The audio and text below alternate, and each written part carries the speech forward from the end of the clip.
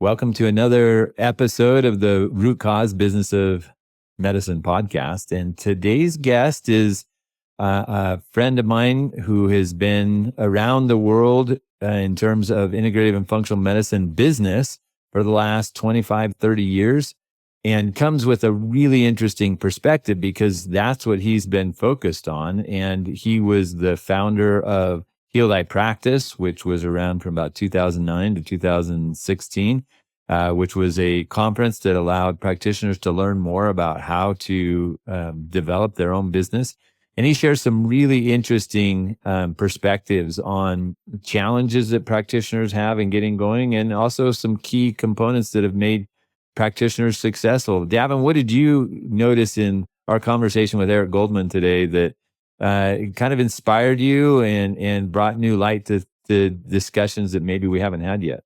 Yeah, well, again, someone was kind of ahead of their time. Again, it's always fun to hear from people who sort of saw where this industry needed to go, and kind of dove in early, right? And began to shape and influence and inspire, early leaders and other practitioners to follow them in that way. And even though he's not a practitioner himself, he did shine a light on this industry in a way that I think was really instrumental probably for a lot of people, including yourself. And I noticed we really discovered and got to a lot of the root causes of some of the problems associated with the business of medicine today, and talked about some possible solutions and what's going to lead to an actual tipping point in moving the business of functional and integrative medicine forward. So I look forward to you guys listening today and enjoy our conversation with Erik Goldman.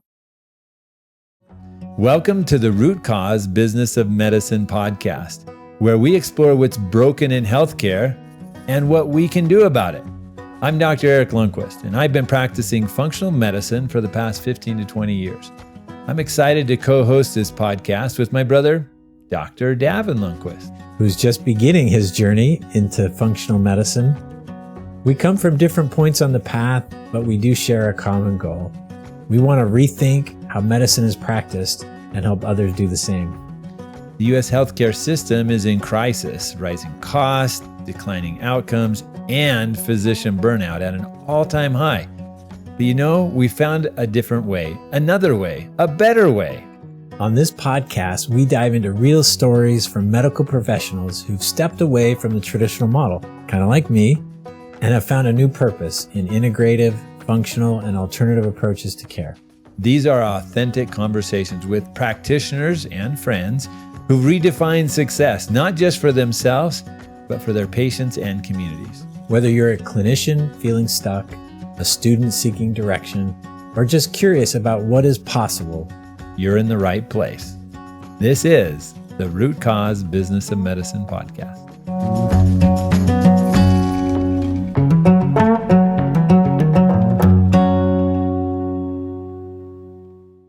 Welcome back to another episode of the Root Cause Business of Medicine podcast, where today's guest is somebody I met, probably 10, 11, 12 years, no, probably more than that, 15 years ago.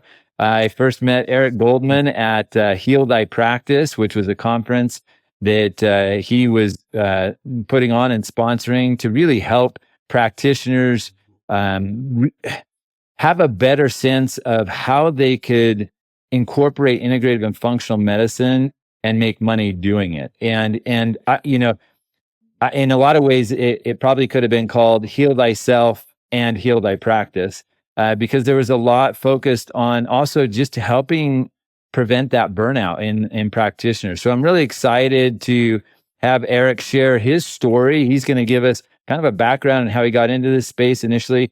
And then he has so many key lessons learned from all of this experience that he was exposed to that I'm excited to have him share today. I'm sure my brother Davin's going to be taking furious notes so he can continue to apply these to his practice, because unfortunately he can't go to Heal Thy Practice now.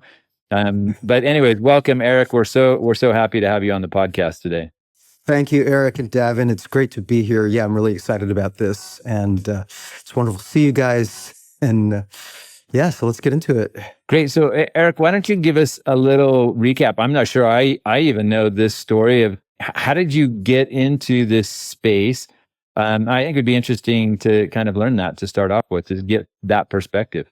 Sure. It goes back a ways. So I grew up in a sort of medical family. My father was a dentist. My mother was a dietitian, and they grew up and came of age and started working in what many people would say was the golden age of American medicine.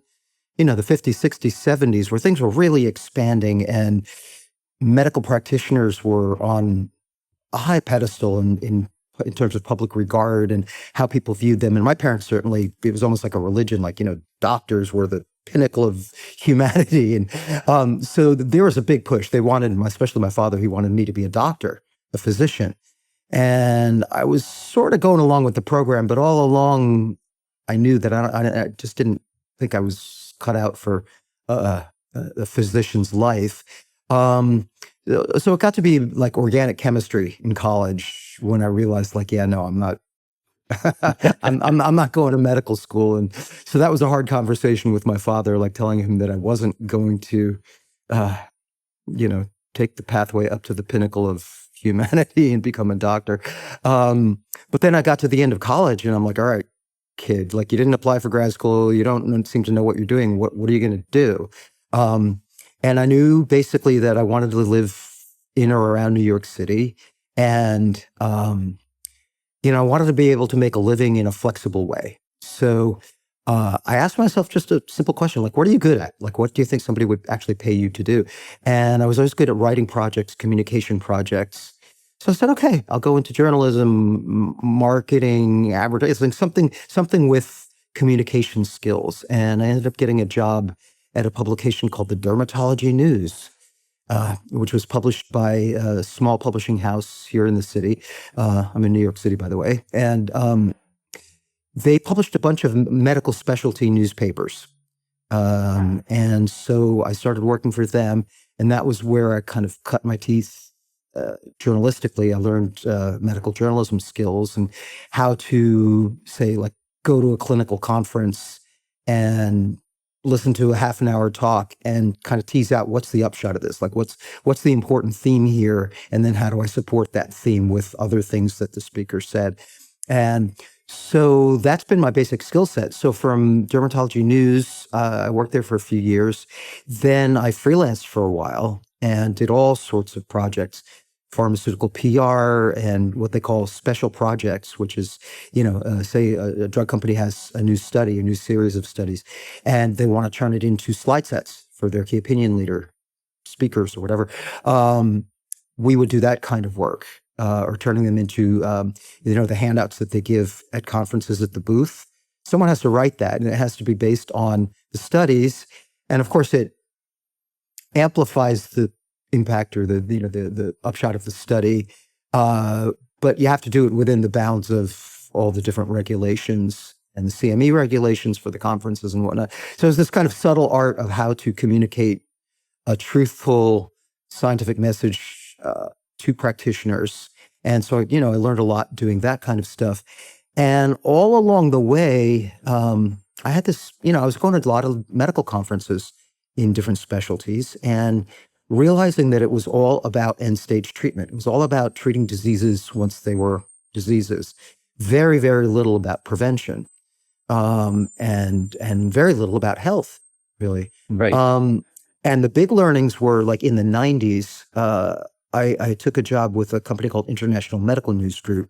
Now, you guys may know them. They publish internal medicine news, family practice news, OBGYN news. They do a bunch of these, like, specialty trade publications, and very, very good quality stuff. And I was their New York bureau chief, and I was covering all these different specialties. So one week it would be pediatrics, the next week it would be oncology, the next week it would be cardiology, and getting to know the different specialties and the kind of personalities, you could say, or the dispositions of the different specialties, and all this information about, new treatments, new diagnostics. It was quite an education. But again, that same theme kept coming up for me. Like, this is all about dealing with people once they're very sick. and there was so little attention given to health. And that really bothered me. I'm like, I realized at a certain point that the medical system is really all about end-stage disease, and it's not about keeping people healthy. And at the same time, in the 90s, you had there was a percolating sense of, there's a lot of interest in things like acupuncture, and nutrition was starting to become important. Everybody would give lip service to diet and how important diet and lifestyle were. But mainstream medical practice wasn't built around that. Was that kind of already in your mind because your mother being a dietitian? I mean, was she fairly focused on, and also your dad, I'm sure from a dental perspective, the impact that poor nutrition would have on the teeth. So was that something that you could already had kind of ingrained within you? Yeah, a little bit for my folks. I mean, they were pretty mainstream and conventional in their view of medicine. But yes, they were health conscious in a certain way.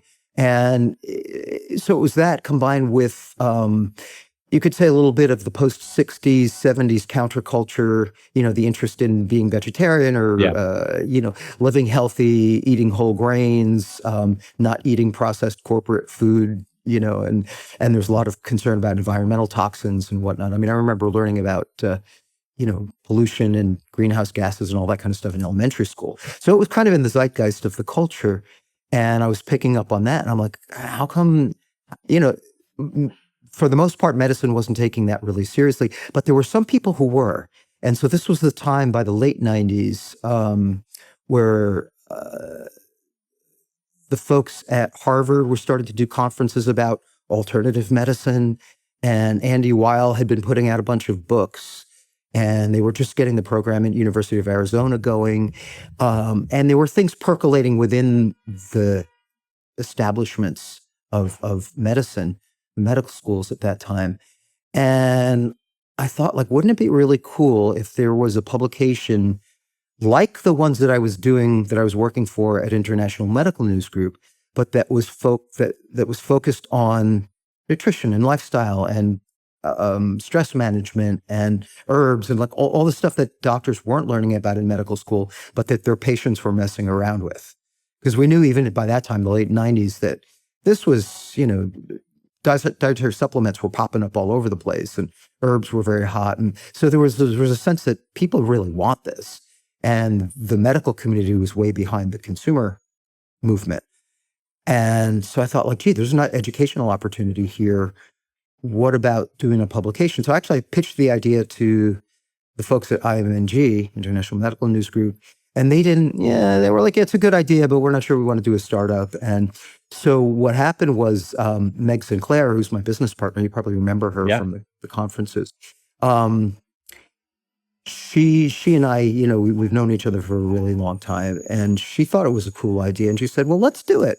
She's a very, the interval between a good idea and Meg going let's do it is about, microseconds. So she's like, this is cool. Let's do it. Come on, let's do it. So we started percolating the idea and made a prototype, and we said, yeah, let's do it. So we jumped off. So that was the launch of Holistic Primary Care.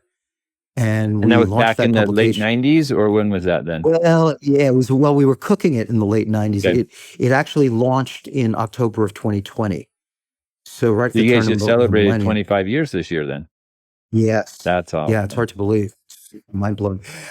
So yeah, there was so much going on. I mean, you had all these medical schools at that time starting, departments of remember they were calling it CAM back then? Yeah. Complementary and Alternative Medicine. And, the Bravewell Collaborative was just getting going in terms of philanthropy to support projects in the integrative medicine space. And why don't you just real quick, let me interrupt you, because I don't think a lot of people know what the Bravewell Collaborative is. And we haven't had anybody talk about that yet. Erik, why don't you, because I think that was an important gathering of information and research that was then published about the impact that integrative or at that time, initially starting with CAM, but integrative medicine was having on the population and the interest in it. Why don't you share a little bit about that?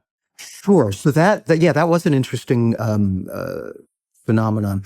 So this was, the Brave Old Collaborative was a philanthropy.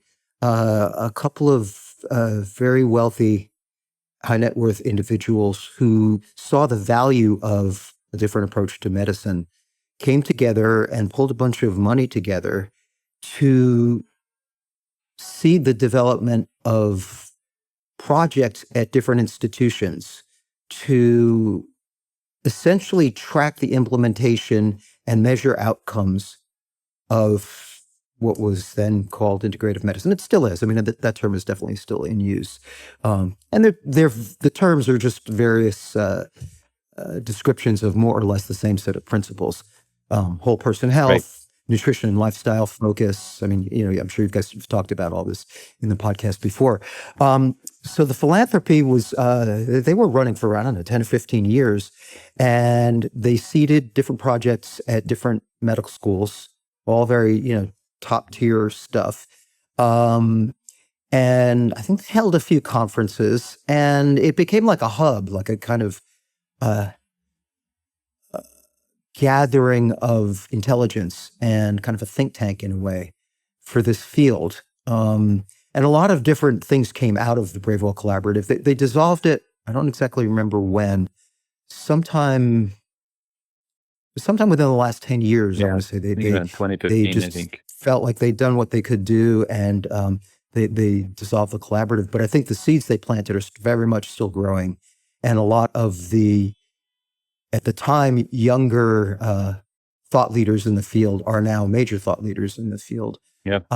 Samuel Institute, the same way. There's another philanthropy that has done a tremendous amount of work developing leadership in this field. And so this was all going on when we launched Holistic Primary Care.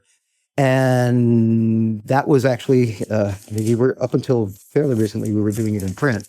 This is, some of you may recognize that. We're still, we're all digital now. We had to, the economics of the print just stopped working after a while. Yeah. I think back to, my career as a primary care provider. I think that term, the timing of even that term was relative. Maybe just put us into the context, because I think even the more Western traditional health systems were grappling with some changes, right? In terms of, economic challenges that we were facing, and other things that were bringing on, like HMOs. And I think there was even this term primary care provider was a little bit of a nod towards the need for a different approach to medicine, right? Of, the medical home and the primary care provider. Maybe just weave that in a little bit, because that's an interesting term that you chose. It sure is. Well, yeah, this is Pandora's box here. So back when I was with International Medical News Group, the managing editor there, for some reason, decided that this kid, Erik Goldman, ought to be covering what they called the socioeconomics beat. Socioeconomics meant, remember, this is the 90s, so the Clinton healthcare reform plan and the HMOs and PPOs and all of that. And it's real interesting because I'm an East Coaster. You guys are West Coasters. So at that time in the early 90s, the managed care thing was really a West Coast thing. And here on the East Coast, we were hearing rumors of this phenomenon, but it hadn't really hit. And when I was covering that beat, I remember going to a meeting. It was some sort of healthcare economics meeting, and there was a speaker there. Connor Mikes was his name. I can't remember his first name, but he said, listen, there's a room full of doctors, East Coast doctors. And he said, look, you're not going to believe me, but in a few years, most of your practices are going to be owned. They're going to be owned by these managed care companies. The era of the independent private practice is disappearing, coming to an end. Like you're basically dinosaurs. You're going to be eaten by the next apex predator. And this was kind of like a shock. And he was pretty right on. So I remember when that movement started to happen, and suddenly practitioners and practitioner organizations were having to come to grips with this kind of corporate approach to healthcare, which did not necessarily mesh well with the clinical acumen that people had been trained up in. And it was a real clash. It was a clash of culture. It was a clash of value systems. Practitioners who were trained to trust their knowledge and their lab tests and whatever in the best interest of the patient. And then along comes this, the system that's saying, well, you have to consider that, and you also have to consider utilization. And, there's a whole set of measurements and parameters that the business guys were applying to the healthcare space that doctors weren't at all ready for. And I remember going to conferences. They would send me to these managed care conferences, which was a real education for me, because after years of getting the clinical side of healthcare, now I was listening to management people, business people talk about healthcare and how they viewed it. And they would create these flow charts and talk about how they were going to try and drive, like at the time, to your point about primary care was the heroes. Like this is you were going to be the gatekeepers, and you were going to, as primary care docs, you were going to control the overspending on specialty care. So there was a big emphasis on trying to keep patients in the primary care bin and only refer out to specialty or hospitals if absolutely necessary. And, they were trying to create criteria for when it's necessary and when it's not. And so they were trying to kind of manage the ecosystem of healthcare and manage the flow of patients through these different systems that they were creating. And I was like, whoa, this is a whole different mindset from what I'm hearing at the clinical conferences. And it was really, really interesting. So I felt like I was kind of at the interface of this clash, you could say.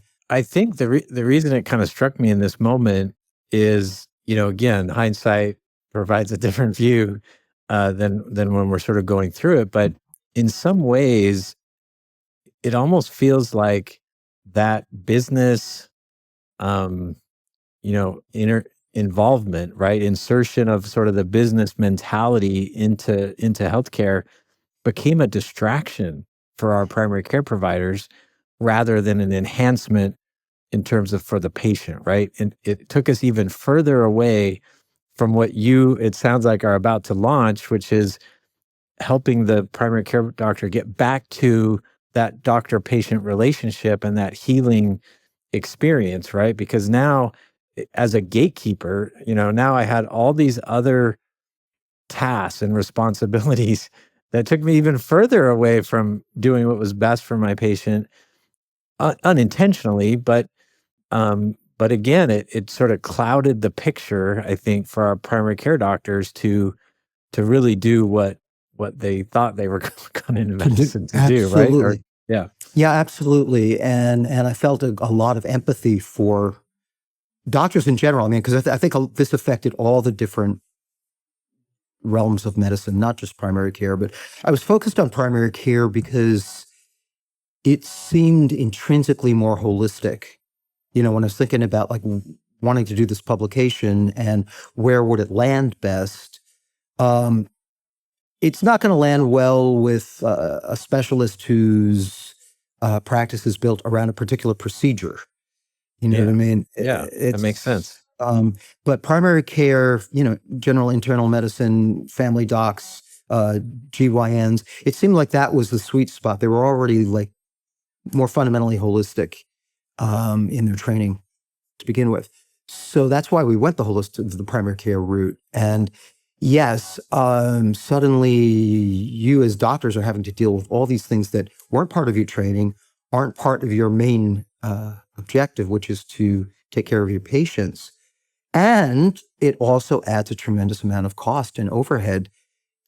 The insurance industry pushed all this overhead into the practices. I saw a stat, I don't know, it's probably pretty old numbers, but maybe like 10 years ago.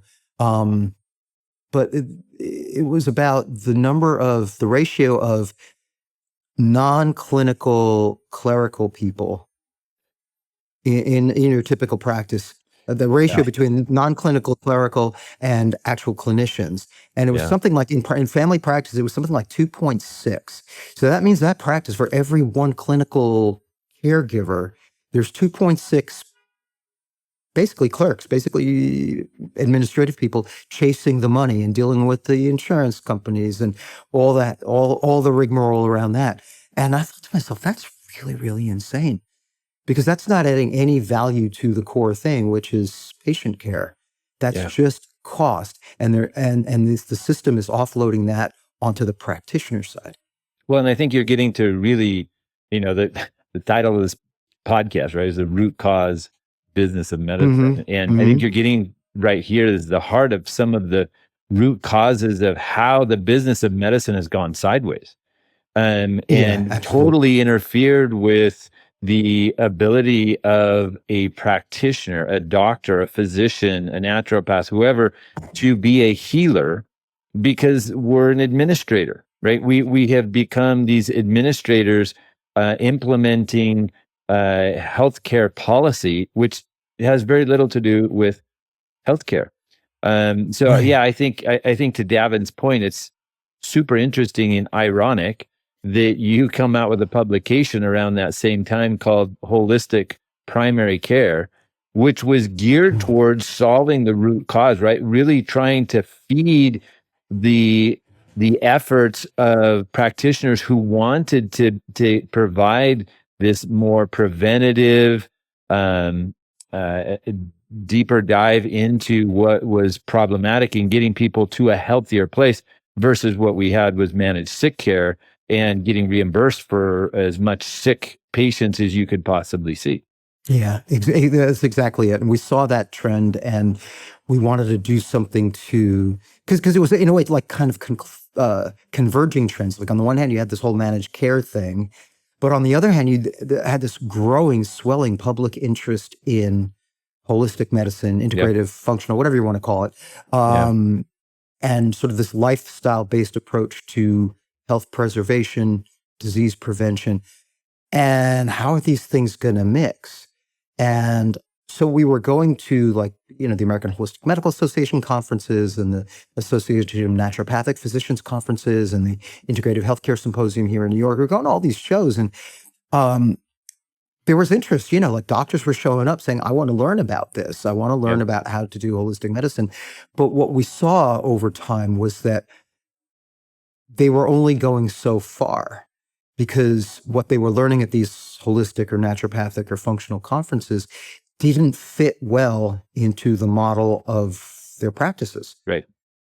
It just wasn't jibing well. And different people have figured out ways to make things work. But generally speaking, the practice model for conventional insurance-based primary care doesn't easily accommodate lifestyle-based medicine, functional medicine, all of that. And so Meg and I and, some of the doctors we were talking to, were trying to figure out how do we shift that? How do we help more practitioners be able to do this kind of medicine, so it's not just like a cool thing that you learn about once a year at a conference and you feel good about yourself, but then you go back to your cage and your right. Place in the cog in the wheel situation. So that was the genesis of Heal Thy Practice. And it's exactly to your point. It was like heal thyself, physician heal thyself, heal thy practice. And we started working on developing that in 2006, 2007. And like I said, the first one was supposed to be the fall of 2008.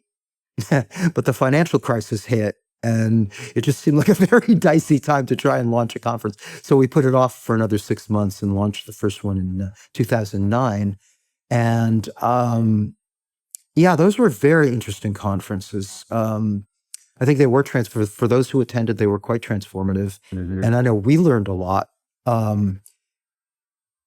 It confirmed what we had, and what our intuition and our sort of street sense was telling us, which is that it's very difficult to make holistic medicine work economically. Now, at the same time, we knew that there were some people who were doing it and were managing to make good livings doing it. So we wanted to understand how and what are the models that seem to work. And let's bring together faculty, panels of practitioners who were successful doing holistic or functional med, and have them teach the people who were interested how to do it. It was a very nuts and bolts kind of conference. We looked at all different aspects. We looked at the question of marketing. We looked at the question of like direct pay versus a concierge membership model versus can you make it work in conventional insurance-based medicine? And if so, how, what do you need to know about coding to make it work? We talked about different kind of adjunct services that you could bring into a practice that would create cash revenue streams. So even if you were going to stay in a conventional model, you had new ways of making income around a more holistic approach. And then we talked about regulatory issues and bigger trends issues that were going on in the culture. Because I felt like doctors really need to understand where people are at, where the general public is at and what they're interested in. So they were really great conferences. We had some amazing speakers who they did it because they saw the value of the concept. Who are some of your your early adopters and faculty members? Sure, yeah. We had David Perlmutter, Stephen Massley, Brian Forrest, who he was one of our first conference chairs. He was, an early adopter of the direct pay, low overhead primary care model. Jim Laval spoke, JJ Virgin spoke. I mean, people who were like, get paid real money to speak at big conference, but they did ours because they saw that there was something here that was important. They saw the need, and we saw the need, and it was interesting and also troubling because we people like the attendees would talk about their situations, and I remember there was one woman who got up and she was practically in tears, and she said, I'm so happy that I'm at this conference because I don't know how I'm going to keep going the way I'm going. I mean, I'm barely making enough money to keep the lights on and pay my staff. And I was thinking, this is a doctor, this is a physician. This is somebody who went to medical school, did it all right, followed the rules, played by the book. And yet she's having trouble making a living. That didn't seem right. That just seemed like a real travesty. And yeah. So and there were a number of stories like this. And then at the same time, there were we knew that people who took what they learned at Heal Practice and started implementing it could really make a difference in their lives. And you're a great example of it. Jeff Glad, who I know you've had on here, he's another Heal Practice alum. And he's done very, very well, both in his own practice and, of course, now he's the medical director at FullScript. And so that was the point of the whole thing, was to create kind of like a think tank or a lab, you could say, for what works. And we were agnostic as far as particular model. The conference wasn't about selling concierge practices or telling people that they have to go direct pay. We just wanted to know what was working for somebody and how can more doctors do it. So we did, the last one was in 2015. So it's been almost, it's been more than 10 years since the last Heal Practice. I think that they did have the impact that we hoped that they would. Maybe you could share with us a few of the lessons learned from that. I mean, I'm sure you probably heard from different attendees. What were some of maybe their biggest challenges to try and overcome in order to implement some of the things that were being shared? And what would you say you observed were key successes, key points? Maybe you could address those two sides of the coin here in terms of people who are attending. Reflecting back on it, I think what I was going to say is that one of the biggest learnings is that practitioners really need to learn about business, and they need to get comfortable with business. And my sense from the Heal Practice conferences is that while there are some doctors are very entrepreneurial and they really have that entrepreneurial spirit and that kind of sense of wanting to make money and how to make money, That's kind of like one breed almost. And then there's the rest of physicians, and I would include nurses and other healthcare professionals in that space, that are almost allergic to business. They have a tremendous aversion to dealing with business and money. It's almost like it's like an evil, like they shouldn't, as healthcare professionals, they shouldn't have to think about that dirty, ugly stuff. And I understand that. It's a very noble kind of, almost kind of like a spiritual, like medicine is a calling. Medicine is a vocation. It's not rough and tumble commerce, and it shouldn't be rough and tumble commerce. And that's very noble. At the same time, it's very impractical, because whether you're going to stay in conventional medicine and work within the insurance system, or you're going to go outside the insurance system and work in direct pay or concierge, you still need to understand the business, the business drivers that you're working within, because like it or not, it's the reality. And I understand why people don't like it. It can be pretty ugly and messy, and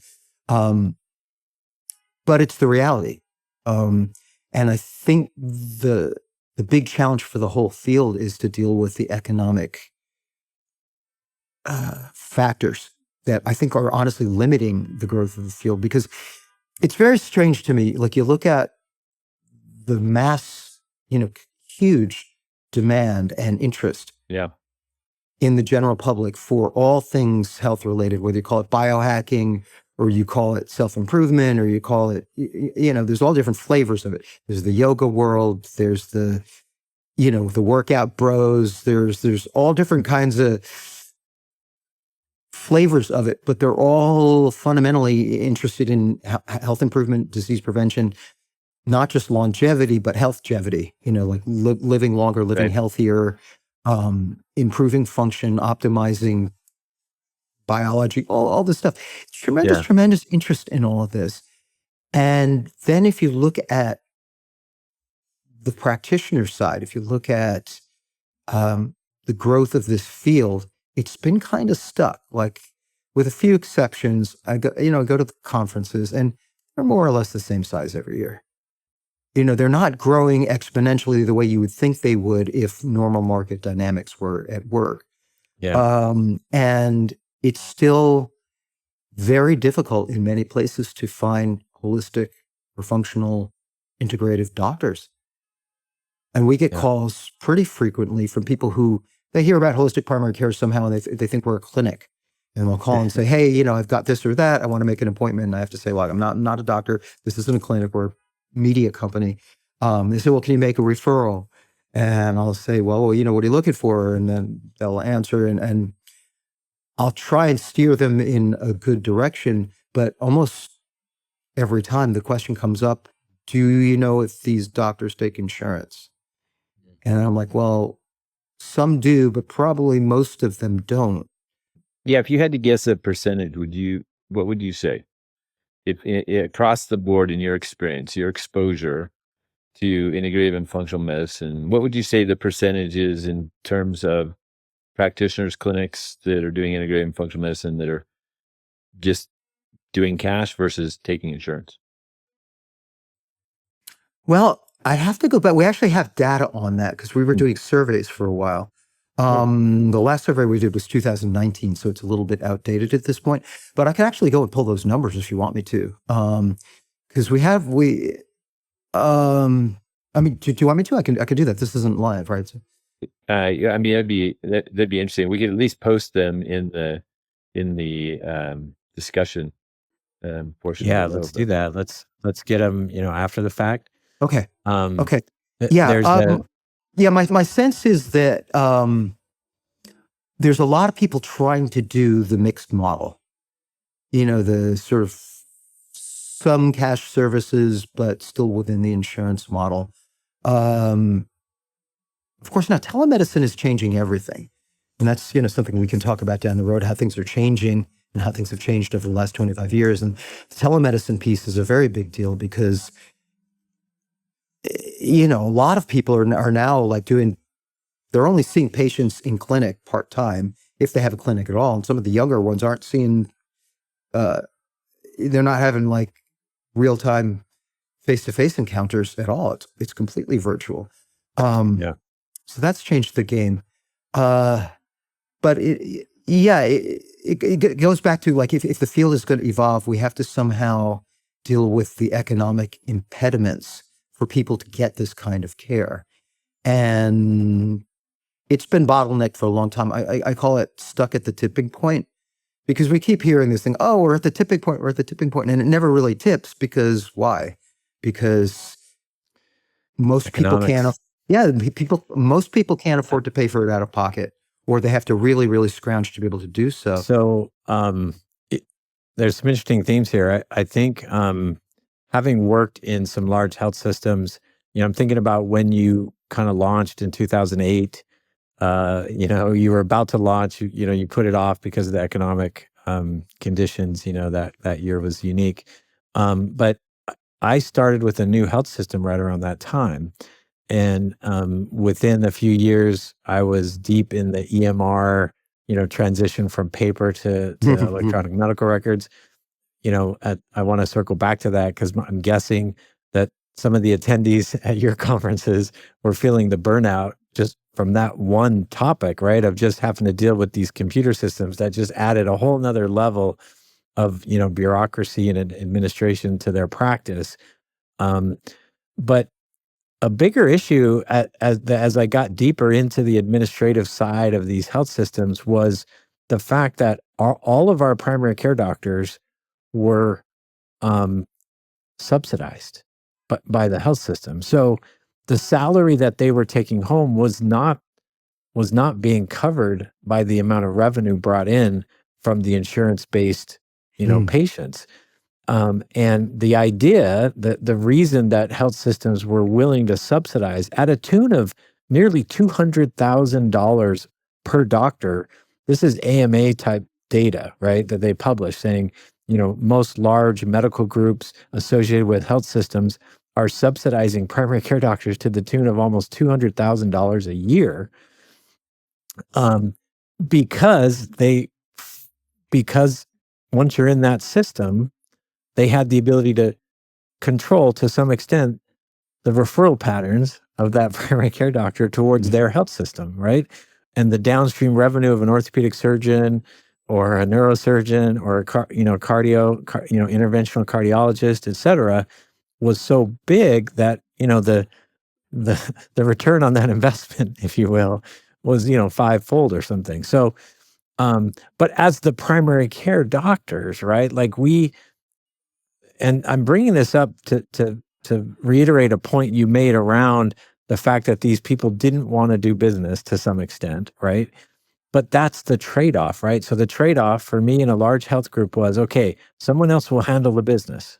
I can theoretically focus on being a doctor. But then unfortunately, the reality of it was, okay, here's your list of tasks. Here's the constraints that we're going to put upon you. And you really weren't functioning, in that autonomous, independent way that you thought you would do by turning over the business to someone else. So you didn't get the benefit of that sacrifice, right? And so there's a why here, and I'm big about why.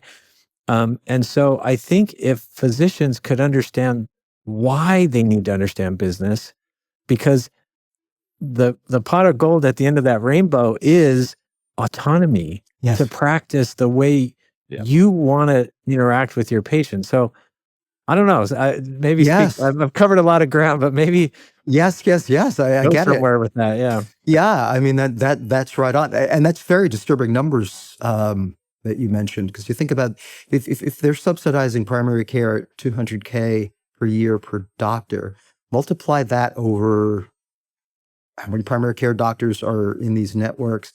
We're talking about a lot of money.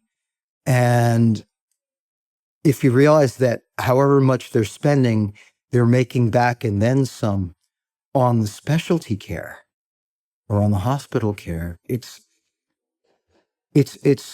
astronomical. And I'm not value judging it. I mean, it's just, this is the way our system is set up,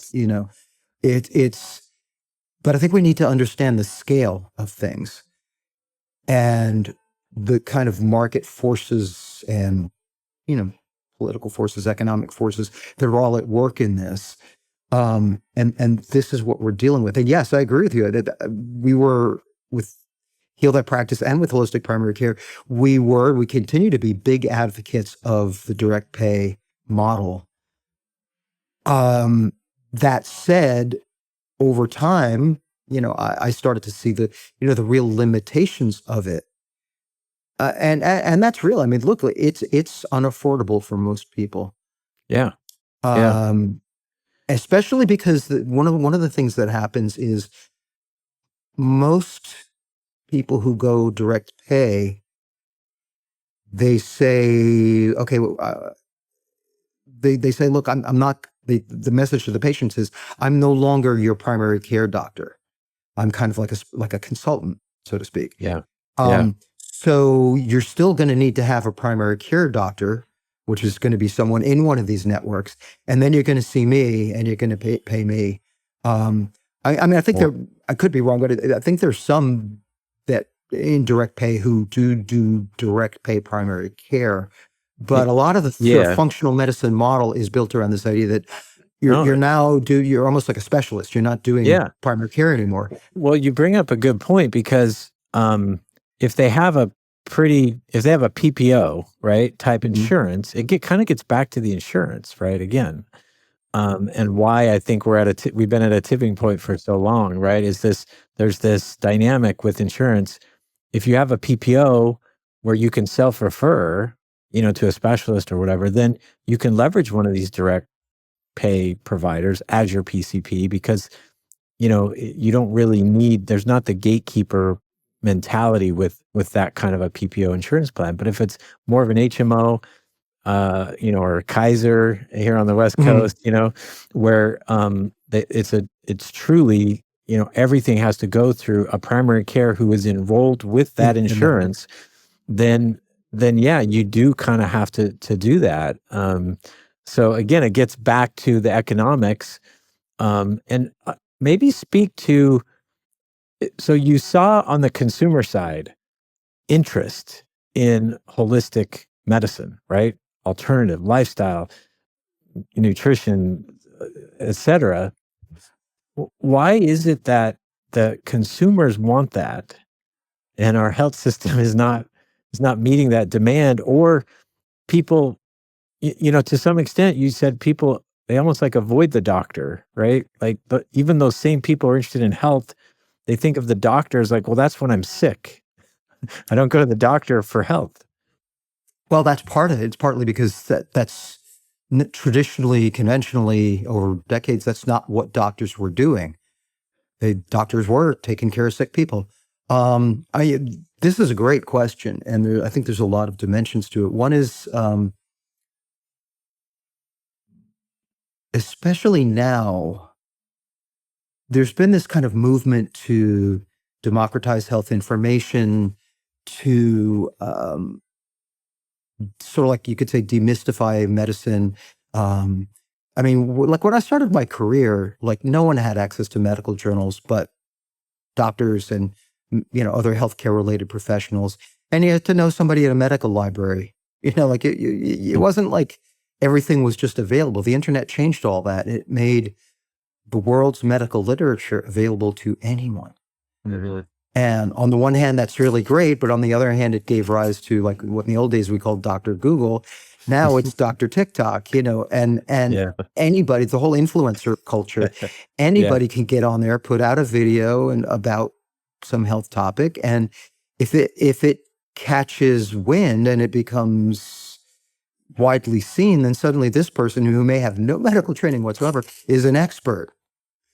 Yeah. And because she or he is charismatic and says interesting things that people want to hear, that's the sole criterion now, popularity. Yeah. And when someone becomes popular, then other influencers want to interview that person or imitate that person. And then, so a lot of weird messaging gets out there and perpetuated, and very quickly. So we've had this kind of breakdown of, on the one hand, it's good, the breakdown of medical authority, these people on pedestals who know everything, and you're just some dumb idiot and you just should listen to what the big expert says. That's a very old school top-down model. And in a certain way, as a culture, we needed to modify that or kind of balance that in a different way. But I think it's very easily, it's clear we've gone so far to the other extreme where people are questioning whether there is even such a thing as expertise or factuality. And I think that gets very, very dangerous. So there's that piece of it. And we're seeing the markets follow suit. You're seeing so many direct-to-consumer testing. Yeah. Is a very interesting phenomenon. It's completely like, I call it the leapfrog effect. There's a lot of things that used to be clinical services that were based in a clinical setting, overseen by a practitioner, a doctor, trained medical professional that's now out in general public land, for better and for worse. And, wearables, all this stuff. It's a very interesting phenomenon. So in a certain way, it's made certain aspects of holistic and functional medicine more accessible. But in terms of actually finding a practitioner, because again, yes, you can go and get all these tests. What are you going to do with that information? And what if something seems really, really wrong? Or what if you feel terrible and now you have a bunch of tests that you don't understand and you feel terrible? What do you do with that? Who do you go to? And how do you find someone? And why are there so few? I think there are so few because it's very difficult to make a living for practitioners.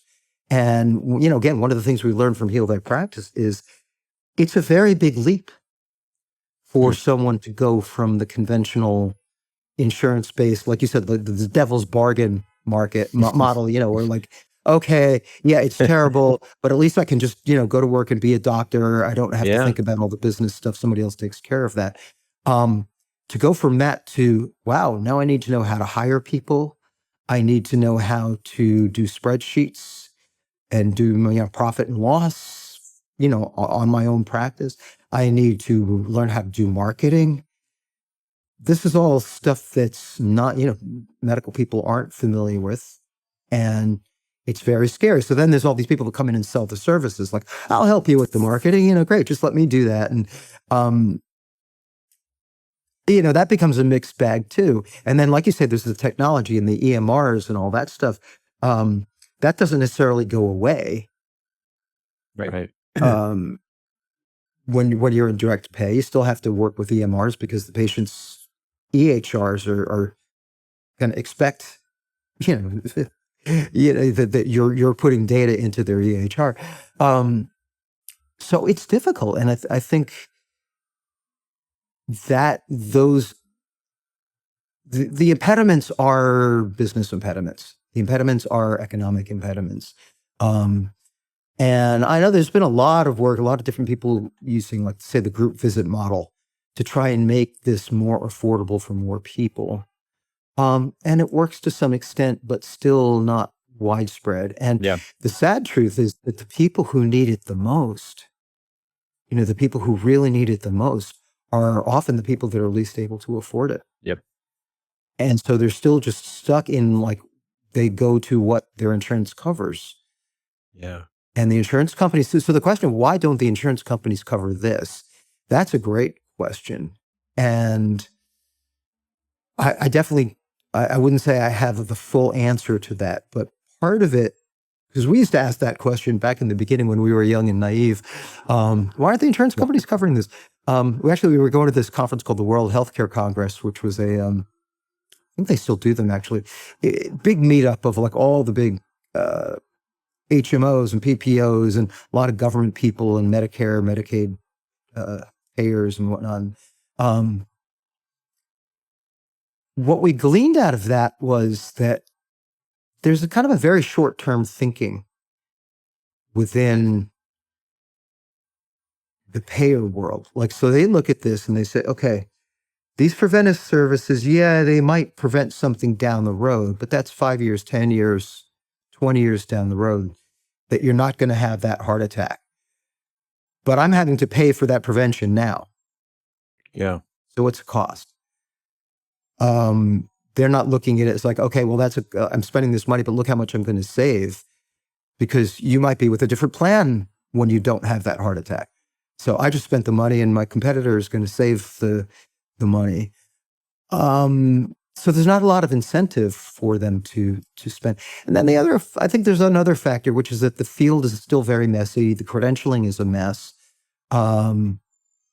Is it holistic? Is it functional? Is it integrative? Is it naturopathic? Where do the different practitioner groups fit within insurance? How should they be reimbursed?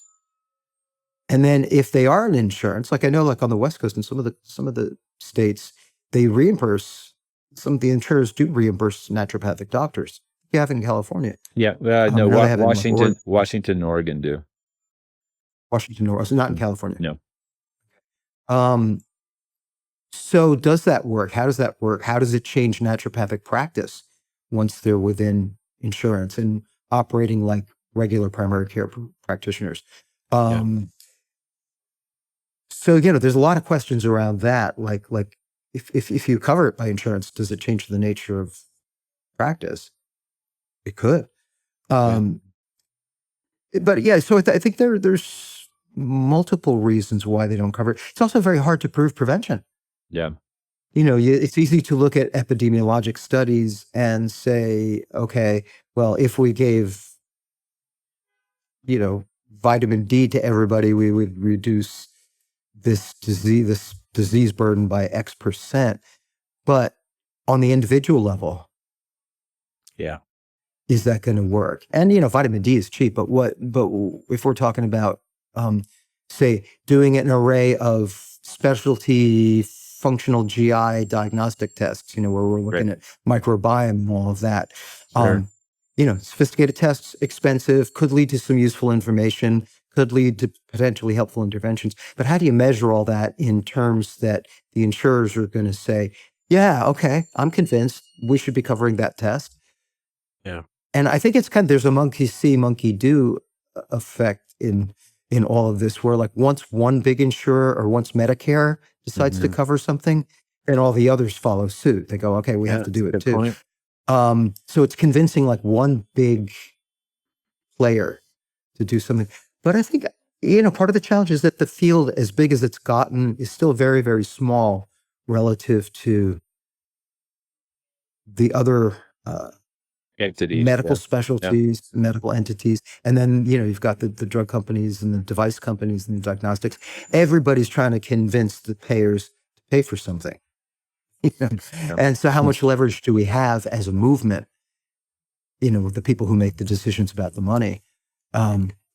Same with supplements. Like, like why don't insurers cover basic supplements? Why doesn't Medicare cover basic supplements? I mean, it seems like a no-brainer, but when you actually get into the nitty-gritty of proving the benefit, justifying the cost, that's where it breaks down. Yeah. I mean, I think you bring up some really, really good points, and it's been really interesting to kind of think about this from a global standpoint as well as a pinpoint aspect within the point of care. And I wonder, we're kind of coming up on our hour here. I'm wondering if maybe in the closing comments discussion here, you can maybe look forward a little bit and say, okay, well, this is what I think is going to actually cause the tipping point, right? We're actually going to move off of this. What should be a point is now become a plateau. And how do we move this to a point where it starts to shift? In my own mind, I think that I believe that it's going to be more corporate private equity money that's going to start to shift this, because I think that insurance companies are too stuck in, they have too much leverage and financial investment in the current system and affiliations with big hospital systems. It's too hard to make changes there that wouldn't almost collapse the system. So I almost feel like it's going to be disrupted more through corporate and private equity money that's going to start funding. I mean, we now have a medical school in that basically was sponsored by the Waltons it's going to be integrative and functional medicine medical school, right? And there's residency programs that are starting to pop up. So maybe you could kind of close us out with where you see things in the next 5-10 years, and what is really going to catapult the tipping plateau into a tipping point and move things forward in this medicine. Yeah, sure. And I'm glad you mentioned the Alice Walton School of Medicine.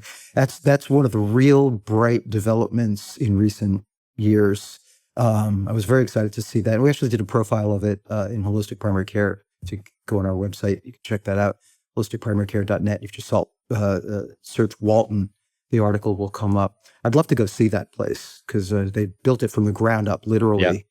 And seems like they're poised to really do some great things there. I agree with you. I think the shift has to come from the corporate people. Much as we may like to think, oh, we've got RFK and the MAHA movement, and we've got some integrative and holistic, functional medicine people in pretty high places. This is going to affect a big shift. I don't think so. I mean, any kind of major changes to Medicare and Medicaid, that takes active Congress, and there's so much strife and conflict and culture wars and all this stuff going on within politics. I don't see any major big moves coming from HHS. There's going to be a lot of colorful banter and, and certainly a lot of controversy over the vaccines and all the different things that these issues that Kennedy and company are raising. But in terms of like substantial policy moves for Medicare and Medicaid, I'll be very surprised if it comes from the government. Where I think there is a lot of leverage is with the people who are ultimately footing the bill. Because outside of the government, the federal programs, it's private sector companies providing healthcare benefits for their employees. And so long as those companies are willing to accept annual premium increases of the level that they've been dealing with for decades, the game will continue to go on. Once they say, no, we're not, no, like you got to do better. This is what we want.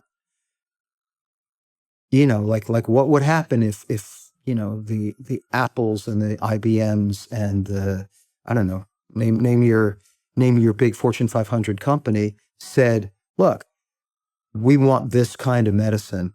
We want you guys to cover it. And that's what we're going to preferentially pay for. And we're going to preferentially choose insurers who can deliver that. I've always felt like that's where there could be really a really big shift. But how do you convince those guys? Because they're also like, okay, if we're going to spend some money, show us that's going to actually do something good for our people. So in a way, you're going to have the same issue where, okay, if I'm paying for preventive services now, but that employee is now going to be working for somebody else in 5 years, why should I be spending the money? I mean, preventive medicine's a hard sell in a third-party payer context.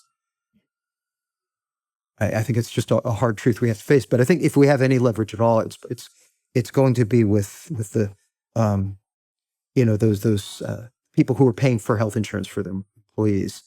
And that also begs, like, I think somehow the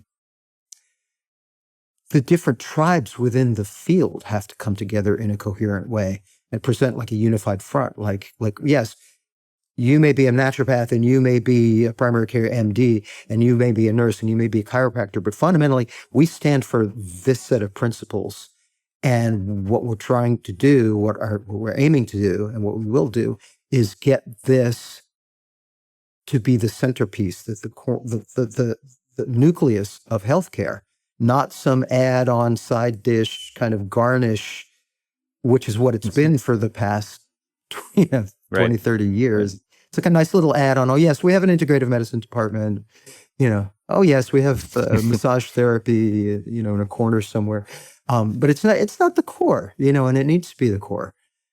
And that's where I feel like we need to go. So how that happens, I don't know.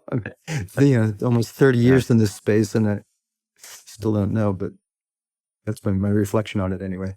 You have such great, diversity in your background. I think it's just fascinating, your story. And then to have used that in a way to benefit, practitioners, and maybe one last thought you could share more along those veins as opposed to the bigger, landscape picture, but maybe just as doctors are trying to heal themselves and improve their practice in some way. Do you have any advice, from all those years of conferences that you could share with our particular audience to kind of inspire them to continue in this direction?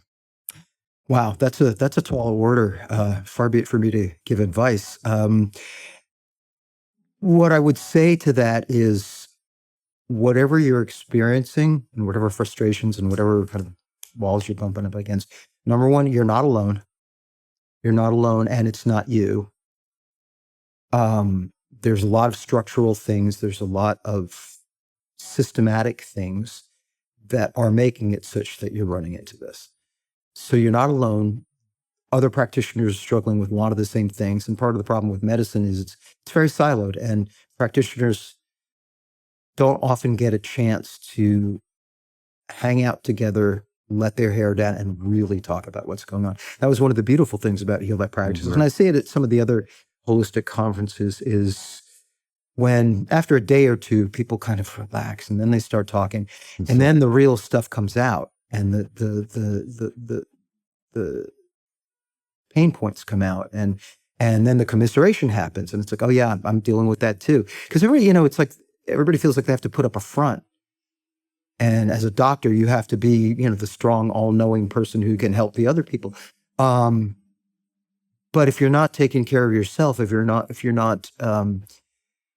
getting the support that you need, then that becomes really, really hard to do. And the system disintermediates that too. Like it makes it really hard for practitioners to come together in a mutually supportive way.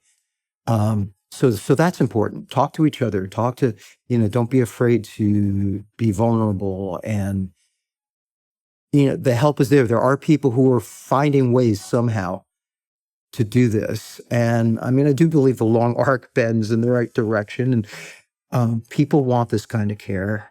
And so as a movement, as a sort of,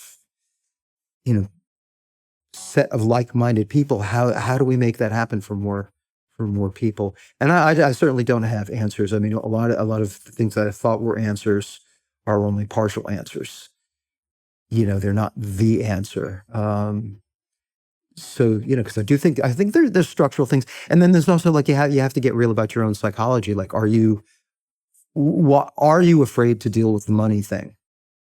Why are you afraid to deal with the money thing? What were you taught about money and finances that make it so that someone even brings it up and you go like, oh no, I can't go there. Yeah. So you have to be honest with yourself as well. Well, I think that's great. Go ahead. Beautiful. Great. Well, this was fun.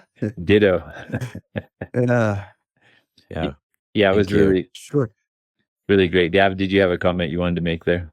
I think there were, two things you said, which is, one, there are others, like together, right? We may not have all the answers, and none of us has the answer, but together, we keep finding, better solutions. And so I love that, how reaching out to others and getting into the community and trusting those that have forged the way ahead of us, is a good way to move forward. Yeah. And sometimes you have to take the step, even though you're afraid or you're convinced that it's not going to work. You have to do it anyway. Well, hence the subtitle to our podcast: the first step is always the hardest, right? Well, this was a great discussion, Erik. We so appreciate you joining us on the podcast today. I encourage any of our listeners who haven't had a chance to go to holisticprimarycare.net and take a look at the work that Erik and Meg have done over the past 25 years. There's Plenty of great information. They've highlighted practices in the past so that you can see what different aspects of different clinics look like. And they constantly are sharing cutting edge news about different supplements and different alternative therapies and ways to enhance your practice. So I encourage anybody, if you're not subscribed already to it, to go ahead and subscribe. We'll put a link in it to holisticprimarycare.net in our show notes. But Erik, it's just been such a great pleasure having you here, and I look forward to having our listeners get a chance to listen to this and benefit from our conversation today. Great. Yeah, it's been a pleasure, and it's great to see you guys. And yeah, just to clarify, the you can get on our email newsletter. It's called Upshots, and that's totally free. A little monthly thing pops up in your box and highlights the articles that we're featuring that month.